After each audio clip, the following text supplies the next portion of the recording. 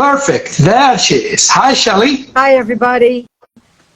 Hi, wonderful. Can you hear me? I can. Can you guys hear me? I certainly can hear you. Let's ask the people listening to us. Can you hear us? Let's see if, so we already have somebody joining us, and I know there will be more people coming. Okay, Shelley, wonderful to see you. So let's see. Okay, so it looks like you have your phone sideways. So let me see. Let me rotate my phone. Okay, you can hear us. Vegan. So let's see. Vegan with passport. Can you hear us? Could you please let me know if you can hear us? Okay, perfect, Shelley. So just keep it that way.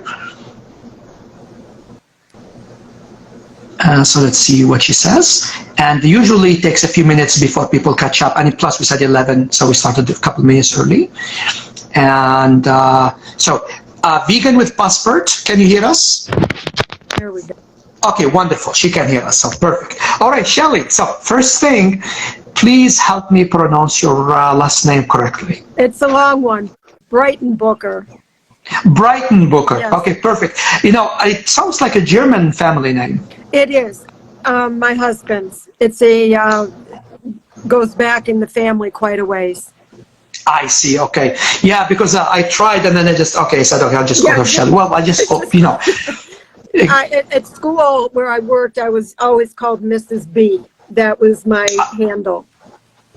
Yeah, perfect. I know, plus we have friends, so I just call you, I call you with your first name all the time. So Shelley, the kind of question I usually ask and the kind of question I usually start with is, when did you become vegan and when did you decide to run a sanctuary?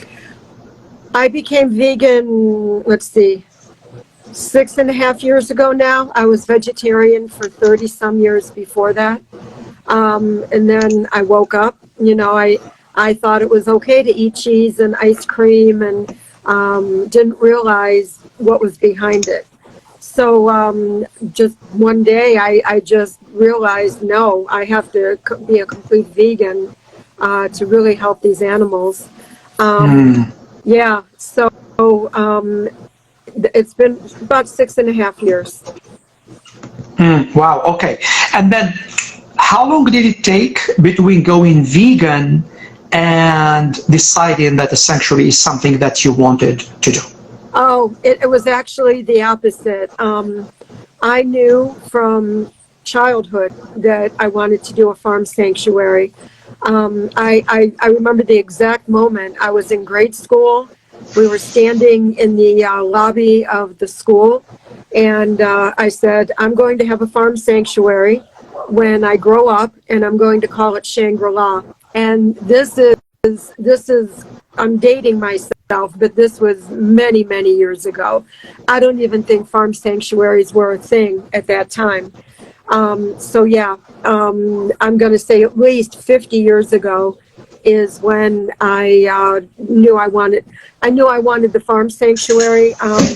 It was just, I firmly believe that I was born that way. It's as I've told you before, but to all the new viewers, I am living my dream and I'm living my heart song. This is what my heart and my soul were meant to do from day one. And I am blessed enough that I am able to do it. Oh, that's so beautiful. And I'm going to come back to that particular point and ask you a couple of questions about it, because it's such an important point. But we have a few people join us. So welcome, I'm Faik Bouhrik, the founder of the Vegan Stay. This is Vegan Animal Sanctuary, Tales from Vegan Animal Sanctuaries from around the world. Our guest today is Shelley. Should I trust Just Shelley? Shelley B, the last name is, I have struggled with Shelley's long last name, Shelley B, and Shelley is the founder of Shangri-La Farm Sanctuary up in Ohio. It's very close to Cleveland, if I get it correct. Is that right? About an hour south, not far. Yes. An hour. I mean, considering that our partner sanctuaries are all over the world, when I say it's very close, somewhere 2 hours. So, okay, perfect. So Shelley, you were just telling us that going vegan was there's something that happened 6.5 years ago, while knowing that you wanted to run an animal sanctuary. That is a very, very old dream, as old as about 50 years ago. So why is the disconnect? Why didn't you, thinking that you wanted to run sanctuary, made it clear to you that vegan is the way to go? And I'm asking you this because it's incredibly educative and insightful, and it shows the complexity of the human being. It's our thoughts are very complex, our feelings, our experiences. Sometimes our heart is in the right place, but we don't have the right understanding to support that heart realization. Right. And I think coming from somebody like you will be very enlightening for lots of people. Please tell us. Growing up, I was raised Catholic, and if anybody out there was Catholic, you know that during Lent you didn't eat so-called meat, but you were allowed to have fish. I mean, that wasn't considered meat. And even I remember even at a very early age questioning, why do you only give up meat during Lent? But I never really ate a lot of meat. My mom was pseudo-vegetarian at the time. We never had seafood. And as my life went on, I started realizing what I was doing. I became a vegetarian about the age of 20. I won't go into detail because it was a very gruesome awakening for me, but it woke me up. And I'm like, from what I saw from that day forward, I wouldn't eat meat ever. And then, like I said earlier, I never put the two and two together. I was like a lot of people still are. The cheese is fine. The ice cream's fine. Butter is okay. And then I can't, once I got my sanctuary, I've always been around animals. I was a vet tech for about 10 years. And even then, I couldn't understand why the vets were eating meat. What are you doing? You're supposed to be saving these animals. And then once I started towards getting the sanctuary and I started doing my homework, I was like, wait a minute, I've got to stop everything. I have to become vegan. My eyes have been closed, my blinders have been on. And even now, I don't fault people because I don't think people realize where their dairy is actually coming from and where their meat, well, I think they know where meat comes from, but you'd be amazed at how many people, I have 2 cows, Daisy and Elmer, that came from a dairy farm. And you would be amazed at the adults. I'm talking people in their 60s, 70s. Well, is she going to give you milk? Are you going to use her for dairy? I'm like, no, Elmer is a steer. He can't. Well, can she still give milk? And I'm like, oh my God, do you not realize that this poor animal has to get pregnant to give you milk? And people don't realize that. I don't, I find it hard to believe now.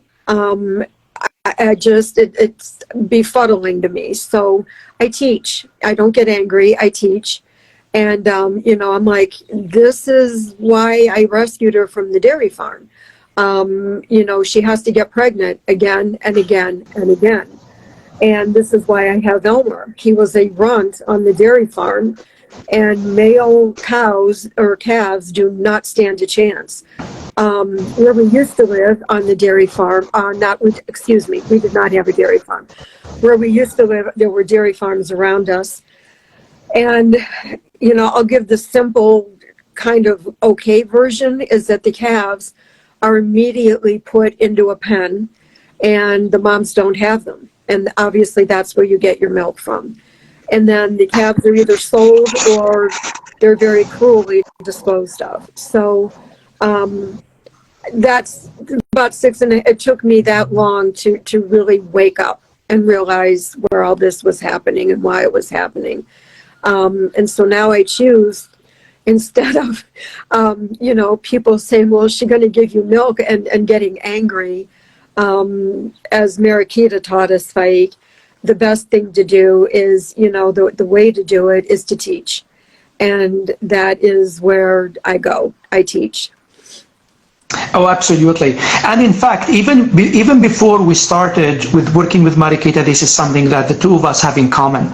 I remember when I met your husband as well. By the way, you're getting lots of hundreds and 100 agreements and hearts, and somebody is asking you about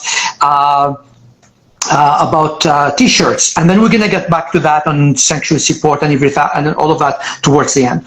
So one thing that I learned from the very beginning about you, that how much we resonate, and I would like to emphasize to our listeners, is that it appeared to me, and in fact this is through my conversations with lots of founders of vegan animal sanctuaries, it's not about some kind of vegan cult, us versus them. We all have been on the other side, and human beings are complex. Sometimes we have our heart is in the right place, our mind is not. We have blind spots, we are complex, we don't see. Sometimes people just sheer weight of cultural inertia. Change is not very easy. Change is not easy for people. So being compassionate, being passionate about the cause, compassionate about people is the most effective thing, because there is nothing more disarming than compassion. And when we judge people and when we put them into corners, what we are really doing is that we are pushing them to embrace their egotistical and tribal instincts more. It becomes a war, it's me versus you. But when it's not, hey, I'm not against you, I'm just talking about something. And I find it the most effective and the most disarming. And so in that regard, Shelley, you and I, well, we connected right away when Marikita introduced us back in the day, even before the project launched, actually. And I really love all the things that you have said. So Marikita, here is a question. Sorry, no, I was talking about Marikita, now I'm thinking about her. Marikita, I hope she's going to join us today. She said she will. She said she would. So, Shelley, you decided to run an animal sanctuary, then you start, and for many people, even vegans who are not familiar with animal sanctuaries, I mean, of course, there is the side of rescuing animals, being around animals, doing being around that beauty, that innocence. But running a sanctuary is incredibly challenging. So tell us about these two sides of the coin. What is it that you find the most rewarding? What is it that you find the most appealing? And what do you find the most challenging? Because there is a personal price that you are paying, a psychological one for that, because you are a frontline soldier. When you are out there, when you choose to bear witness to human depravity, and what we do to animals, it shows our collective depravity. And there is a price I could imagine somebody like you would pay. And then you go in there regardless. So please tell us about both sides of this equation. Yes, thank you. Years ago when I was a child, literally. I was 12 years old when I wanted to start this sanctuary. And, whoops, sorry. There we go. For me, starting the sanctuary was just supposed to be like this big, roses and daisies every day. And I'm just going to frolic in the fields with them. And it was, I don't want to say a rude awakening, but boy, was it an awakening. A dear friend of mine who has had a sanctuary here in Ohio, I believe it was one of the largest, called Happy Trails Farm Sanctuary. She told me years ago, the hardest thing you're ever going to have to do is raise money. And boy, was she right. So on the challenging side of the equation, it's bringing in the money, getting awareness, having people know what you do, and it's your heart song, and it's something that means the world to you. I think, where I live is farm country, and one of the other challenges is getting the people around me to just accept what I do, which they pretty much do. But I have cattle farms, I have dairy farms, I have, and I don't go in and try to change them. That's not what I'm here for. I'm here to help.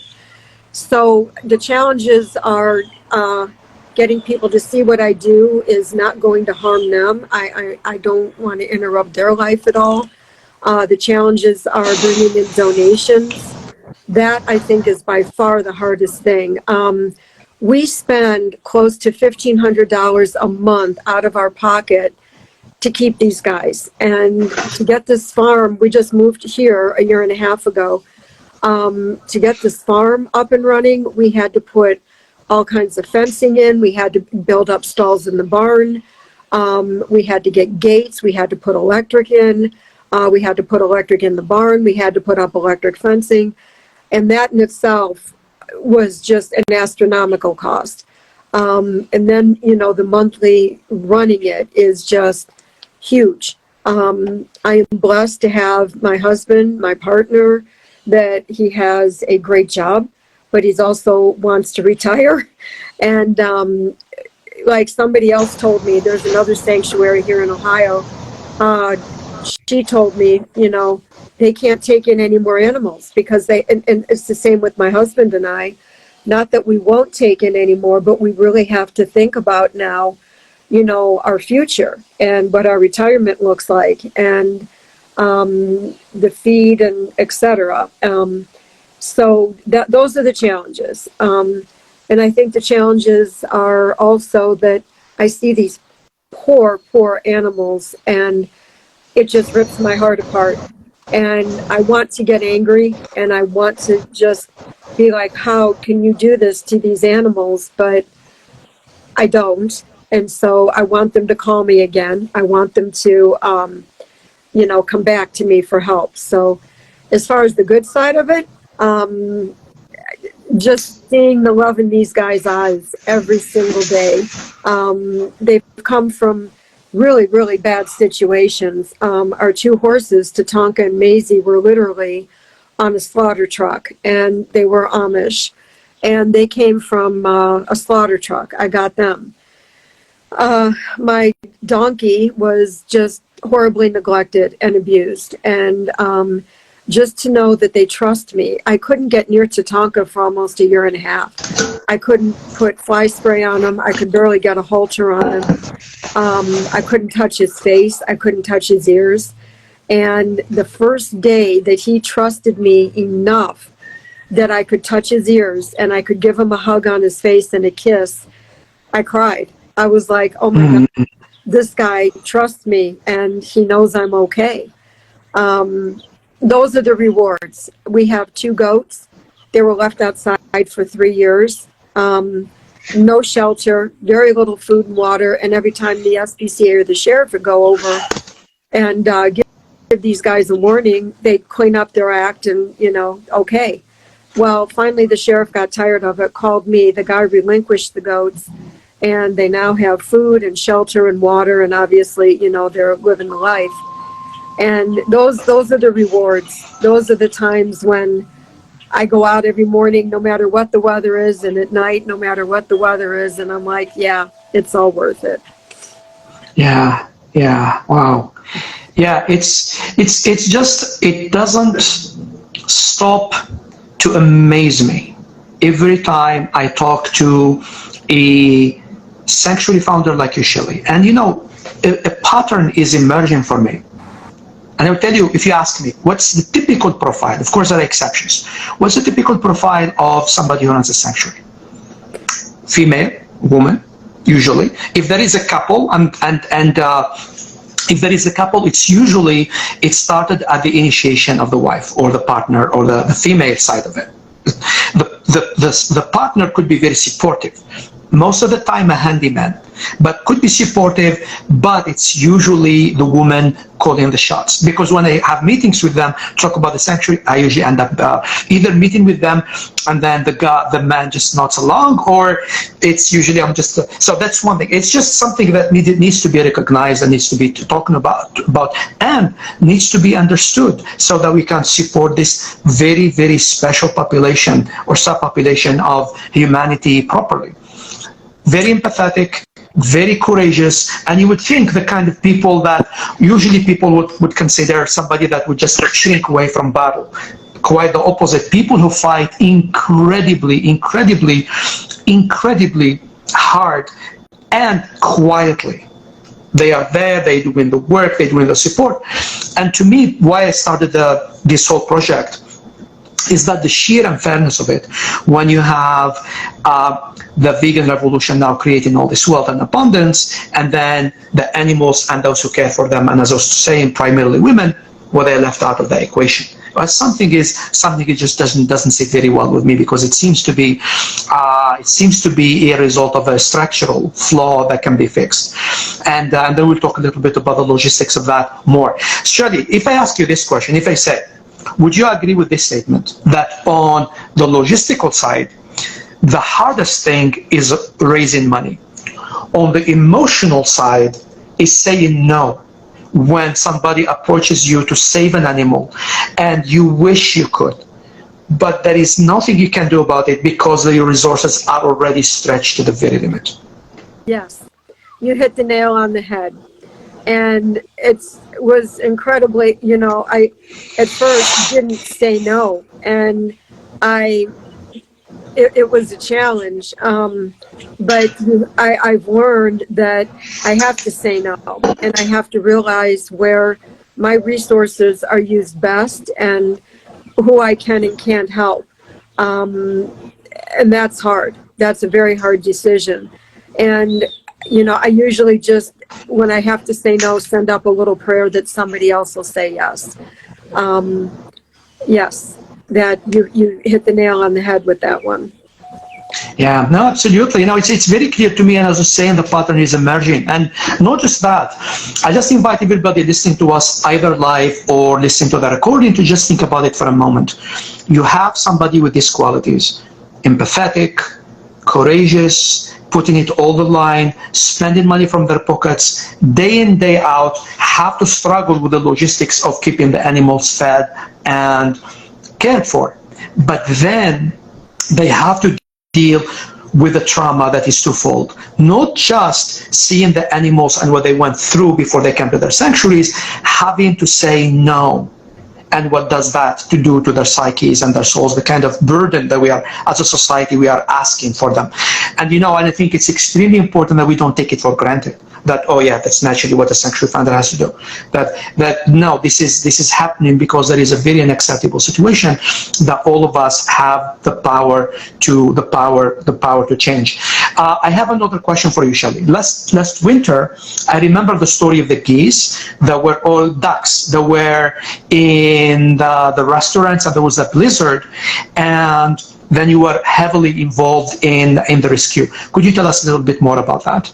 Yes, it was a joint effort, and I actually have to give all the credit to, her name is Audrey Quillen, and she has Good Sprout Sanctuary here in Ohio. She just was a bulldog, and rightfully so. She's the one that coordinated the rescue and coordinated getting legal help involved. She coordinated getting volunteers, and it was a legal battle. What happened was the restaurant had a huge pond, and they had feeder stations, and people in the nice weather would go out and feed all these ducks. Well, there were certain breeds of ducks, like pecans, that don't fly.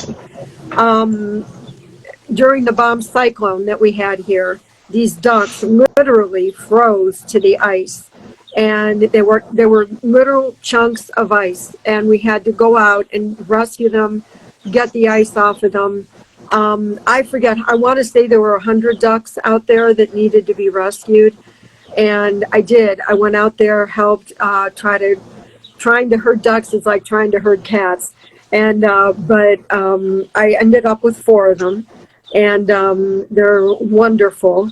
I did go out a couple times to help with that, but Audrey was the main person that really got behind it and got involved with rescuing them all.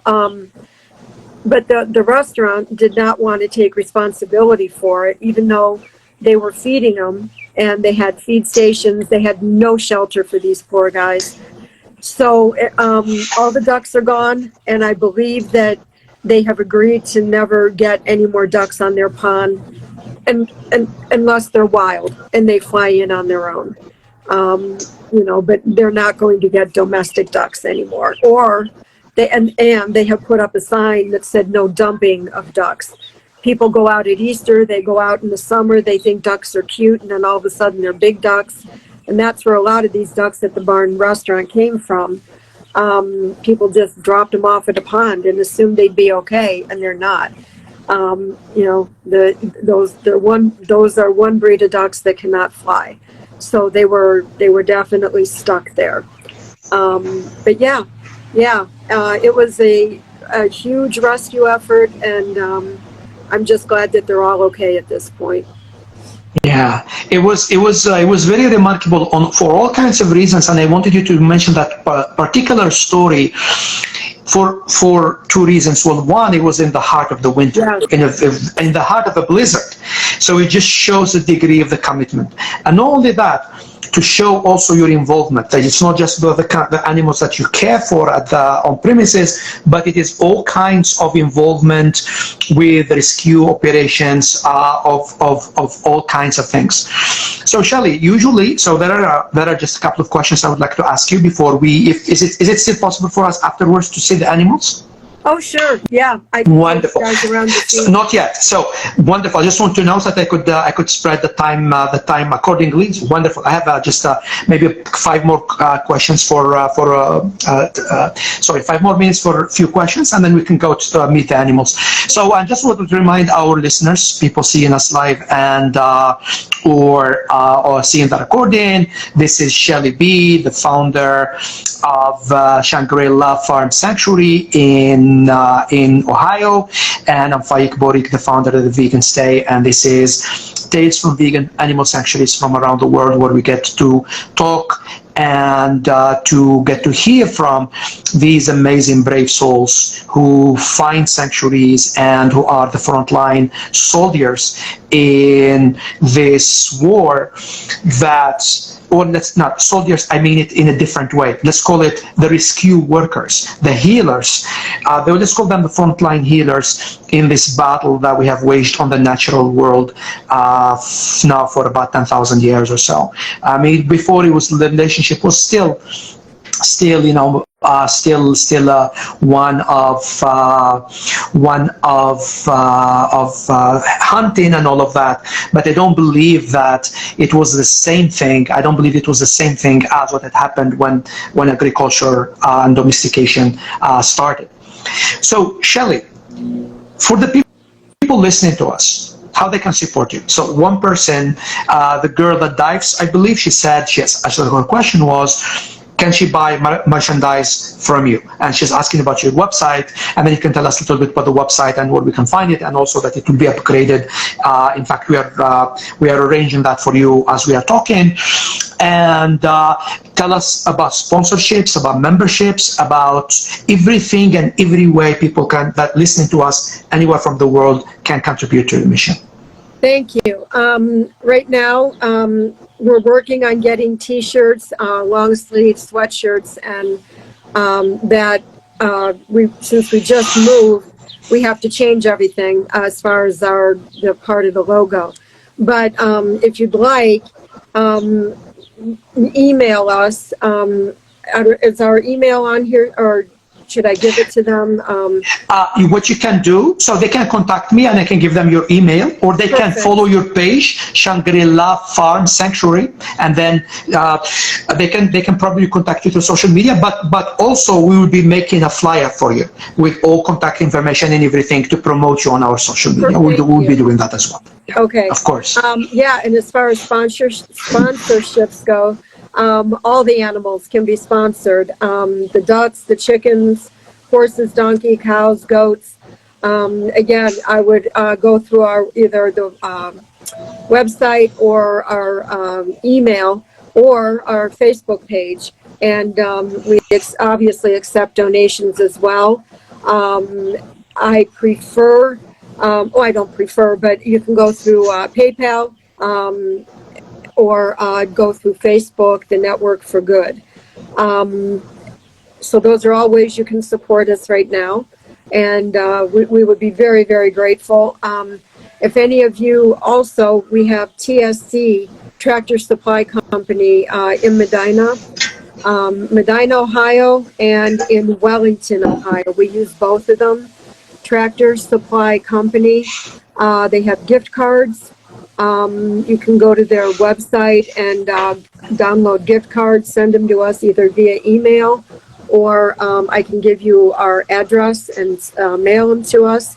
That would be awesome. We do a farm run about once every 2 weeks. Also, our hay supplier, I'll put that out there as well. Sorry about the car. Our hay supplier also would accept, if you let them know who you're donating for, they would accept donations for the sanctuary, monetary donations as far as that goes. That is wonderful. And I would like to add another way that people can support you is by joining the Vegan Stay, listing their property. So, Shelley, please, you can explain that yourself, because you're familiar with it.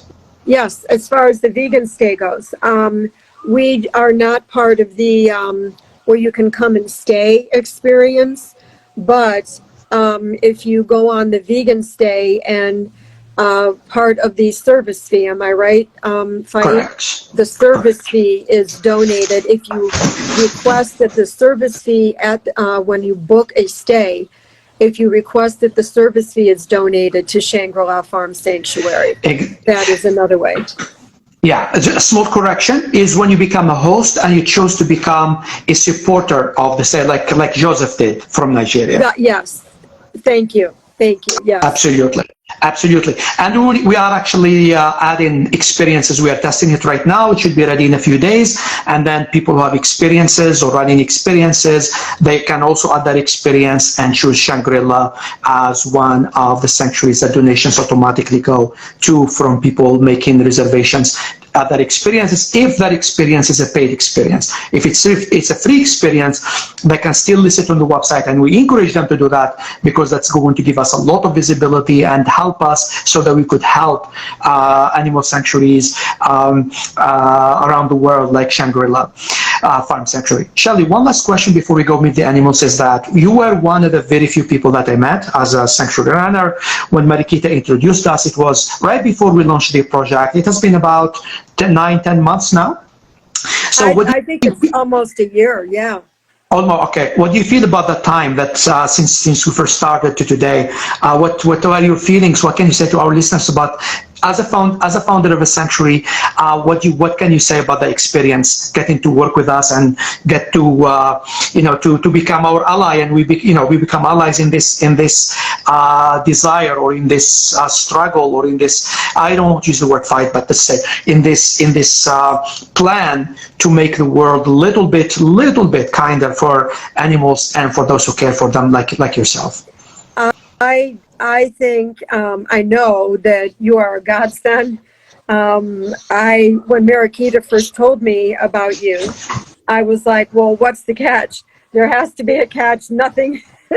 And I remember first time speaking with you, and I was my mouth hit the floor. I'm like, there is no catch. You're genuine, and your heart is in the right place. You're living your dream and your heart song by wanting to help other people that are helping the animals. And you are a blessing, and the Vegan Stay is a blessing. It's amazing, and I am very, very grateful for you, meeting you, and being able to go forward with all of this. Very much. Sounds wonderful. We cannot wait. We are now in 45 countries. We have about 100 sanctuary partners that will be supporting. We already have seen reservations at stays. It's going to take some time before it to catch and to reach its full potential. And its full potential, the sky really is the limit because we are adding more things. But with our goal, and I emphasize something. All I do, me and my team, we really think the real heroes are you, Shelley. You are the one in the front line. You're the front line healer. You're the one who's dealing with supporting animals and taking that burden of bear witnessing. I'm on the background giving you logistic support.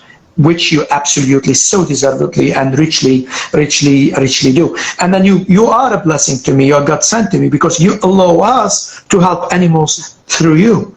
So we stand with you. We stand automatically with the animals because your life and the animals are an extension. I mean, the animals in your life it's all now. It's part of your family. It's no longer there is Shelley and the sanctuary. I can't think of you without thinking about that and the animals that are in it. And so we are incredibly happy that we are finding ways to stand shoulder to shoulder in this mission, and I feel that the months and the years to come are going to show us a lot more, and going to reveal to us new ways, and that together we can make an impactful difference.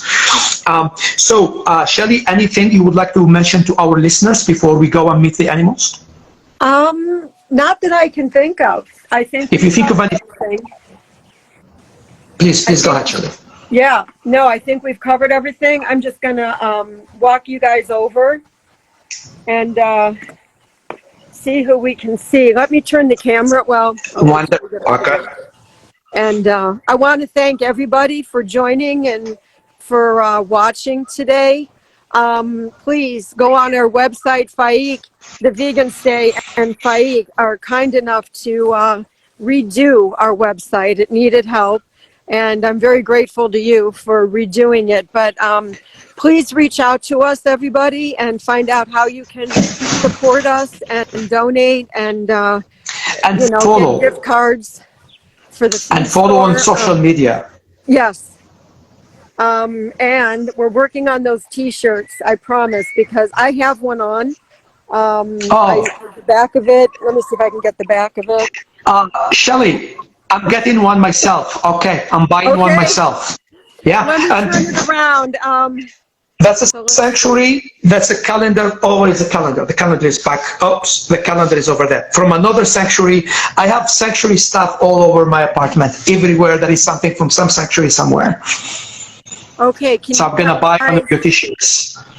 So there yeah. is. I'm trying to get Maisie and Tatanka. Hi, oh guys. wow! Are these the cows? No, those are the horses. I see.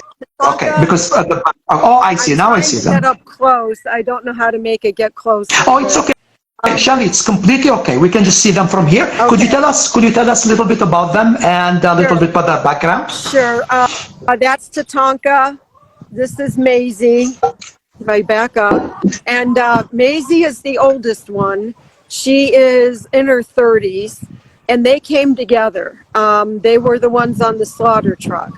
And they came together.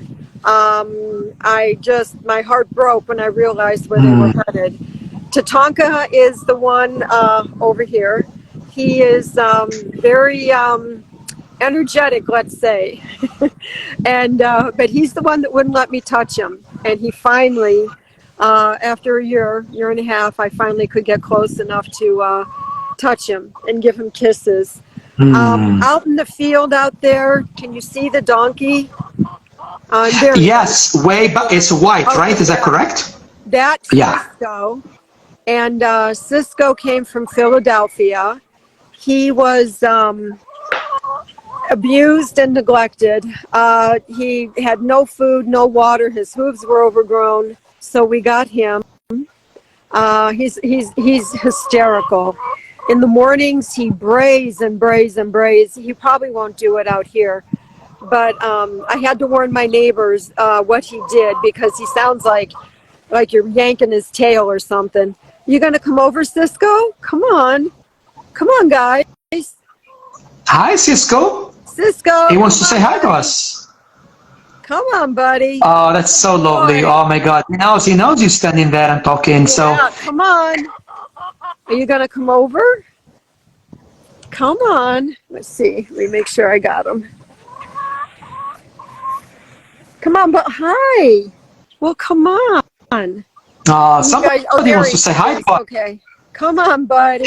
You're going to say hi to your friends? Come on, bud. Hi. I should have had a treat. Hi. Good boy. Come on. There you go. Hi, Cisco. Oh my God, what a pretty face. Hi. He's so beautiful. Yes, vegan with passport chest is so cute. He absolutely is. I agree. He is Look at that. adorable. I How don't have old a is he? treat, so he'll probably walk away. Come on. Hey, Shelley, how old is he? We're guessing he's probably going close to 9, 10 years old at this point. So sort of mid-age for a donkey, I would assume, or is it a little bit on the later side? If I'm correct, they live kind of like horses, where he can probably live up until he's close to 20 or more. Yeah, so it's so like midlife for a donkey. We have to be careful what animals we get because, we're not going to live forever either. So, are you going to roll? He might be getting ready to roll. No, you're going to come back this way. Okay, come on. Come on, buddy. Come on, say hi. Let's see, do I have... There he is. There you are, bud. Good boy. Good boy. Look at the face. I know. He is just too cute. And the ears. Oh my gosh, his ears. Are you just too cute, buddy? Huh? Yeah? Okay. All right. Well, thank you for coming over and saying hi to everybody. Yeah, thanks. Very nice to meet you. When I come into town, you better free your schedule because we could go have coffee or we'll figure it out when I get to town. And here are the chickens. Can you say hi, ladies? I can't do I have them on there? I can't see real well. Let's see. That's right, Emma. He's a beautiful, very beautiful animal. Oh, I know that. Shelley, could you please remove your finger from that spot? Oh, because it's there we go. Okay, perfect. Thank you. Come on, girl. Oh, there we go. Oh my God.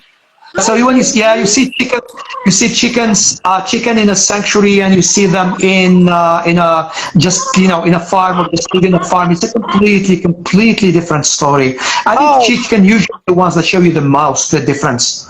100%. These ladies, I call them the ladies of Shangri-La. The ladies, that's so lovely. I call the ones when I go. I usually clean the barns at Animal Place of Chicken, and I call them the girls. The girls. There are some boys. There are some boys, but it's a girl world. So in the. Okay, let me take you over to the goats and the ducks. I'll show you some of the ducks that came from the barn. There they are. Hi, boys. Oh, those are boys? They're all boys. I have an all-male flock. And the females tend to be smaller. The female, is that correct, Shelley? That's my understanding. I'm sorry? Female ducks, they tend to be smaller. Yes. Yeah.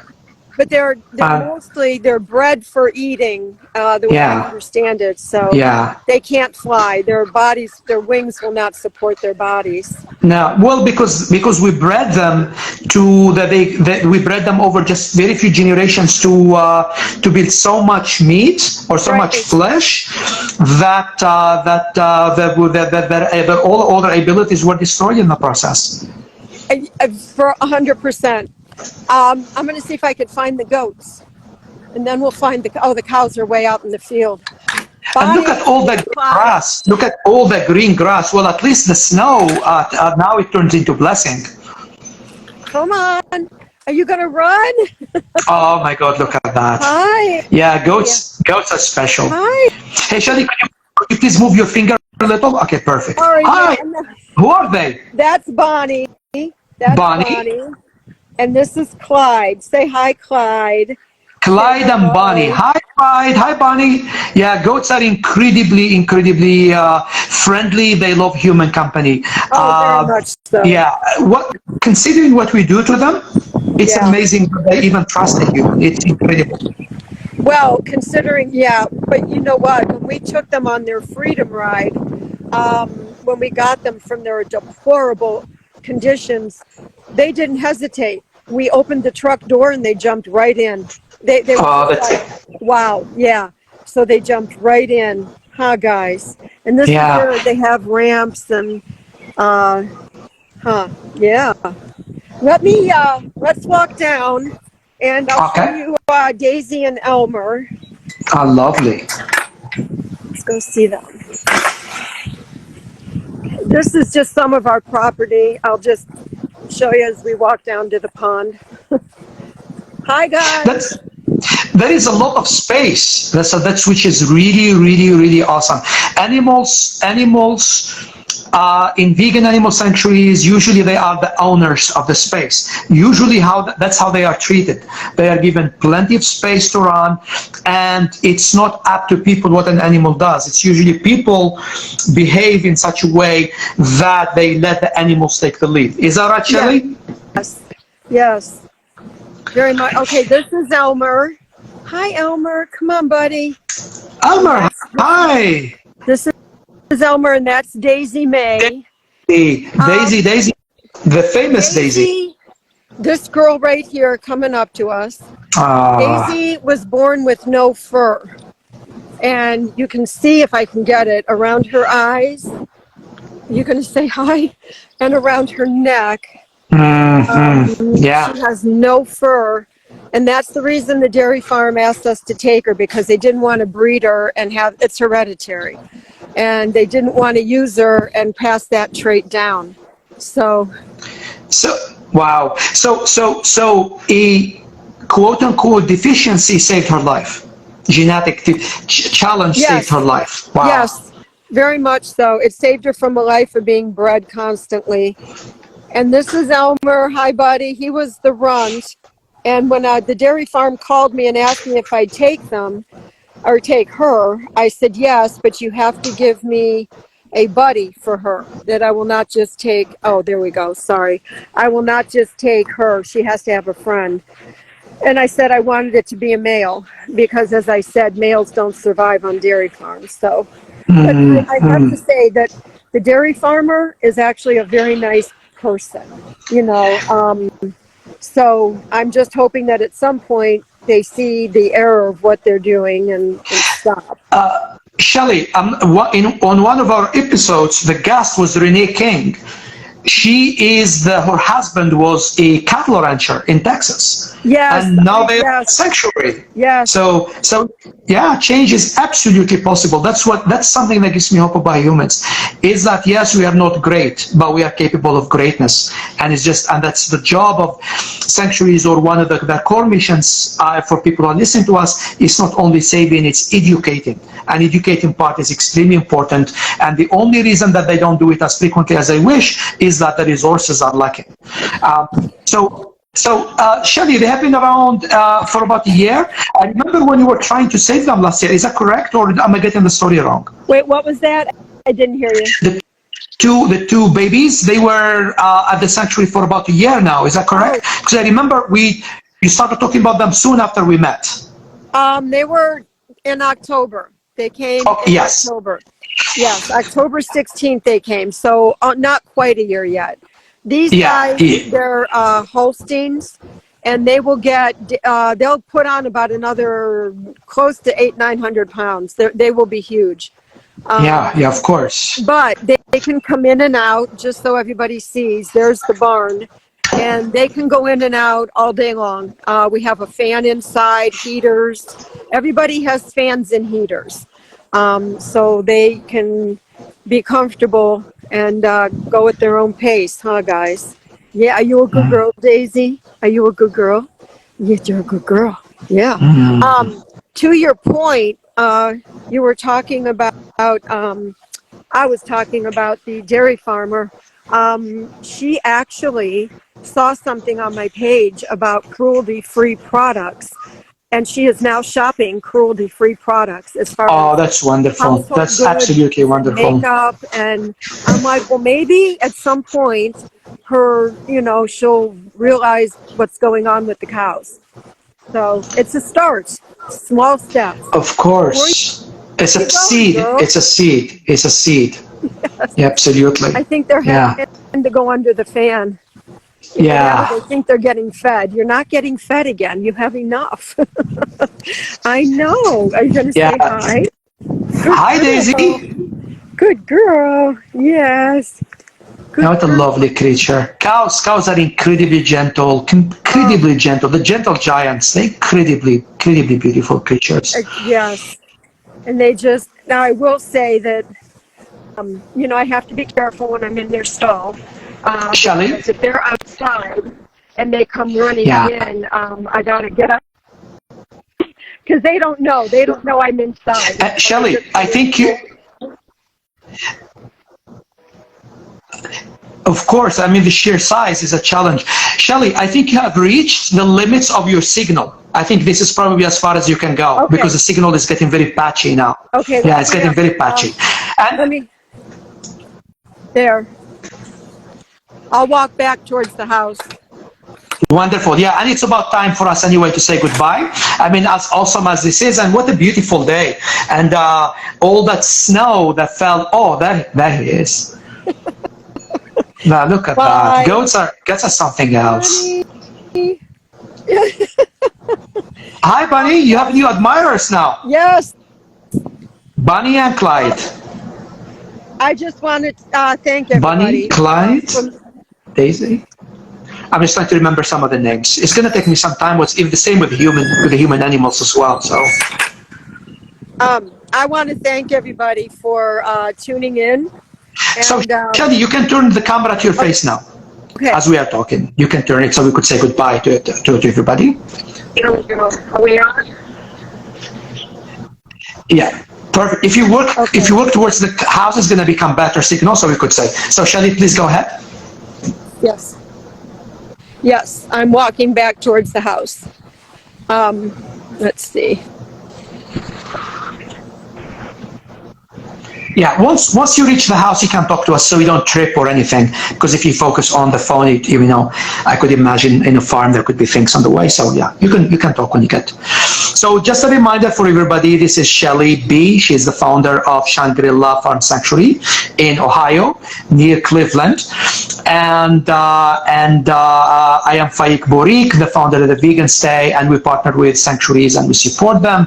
Shelley has shared with us her story, the story of the sanctuary, and gave us the privilege of meeting some of her very, very special children. I like to call them the children because that's exactly what they are. And Shelley is one of a number of incredibly brave souls I have had the privilege of meeting and get to know over this past year, and I have the honor of calling Shelley a friend now. We have been in touch for quite often, and it really is a distinct pleasure. And as Shelley was saying, we both share the philosophy that human beings are very complex. In a lot of times, people do bad things to animals out of lack of understanding and awareness. It's not out of cruelty, even though that happens. It's not because people are so cruel that they go and harm animals. We are dealing with a system that is 10,000 years old, that has all human institutions built around justifying and making it look like so natural. This is like the Matrix. This is just really like the Matrix. And one of the things that vegan animal sanctuaries do so well is educate people about the need to see animals or non-human animals as the very, very sentient beings they really are. And by partnering up with them, we believe in the same mission, and we would love to provide them with the logistic and financial support to do exactly that. So Shelley, please share with us your final thoughts before we say goodbye. Thank you. Yeah, I just got a thing on my phone that my battery is running low. So I want to tell everybody, thank you so much for tuning in and for seeing what we do here. I always tell people, if you can't make a donation at this time, then please share our story and share us on social media, garner attention, and let everybody know what we do. Exactly. I just feel so blessed to be able to do this. I thank you. Thank you, everybody, for all your support.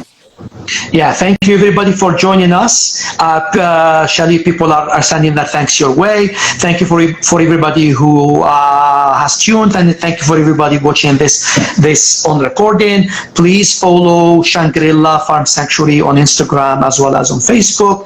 Please visit their website, and the team of the Vegan Stay is reworking remodeling the website to make it to give it more of a vibrant presence.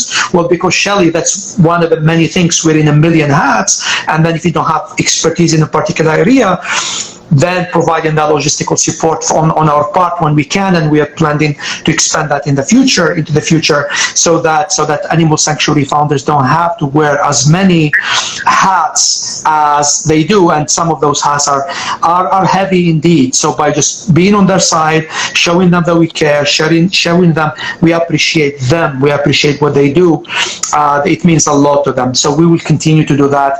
And Shelley, thank you so very much for your time, and I cannot wait to see how all of this is going to unfold in the months and years to come. Thank you. And thank you, Faik, for all you do. You're a blessing. Thank you. Oh, absolutely. We are in this together, and we have your back, Shelley, and we'll continue to do our absolute best until you are supported properly. We are just barely starting, but we are determined to get there. You have a wonderful day. Have a wonderful day, everybody who was with us. And then next week we'll be having another episode. It's going to be from Scotland, from Tribe Animal Sanctuary Scotland, and that will be on a Friday. And then you will see the details on our social media. And have a wonderful evening or day or morning. We have people tuning in from all over the world, so it just shows us a potential of building a global family around the theme of compassion and caring and mutual support. Have a wonderful day, everybody. Bye-bye. Peace for all beings. Peace for all beings. Bye.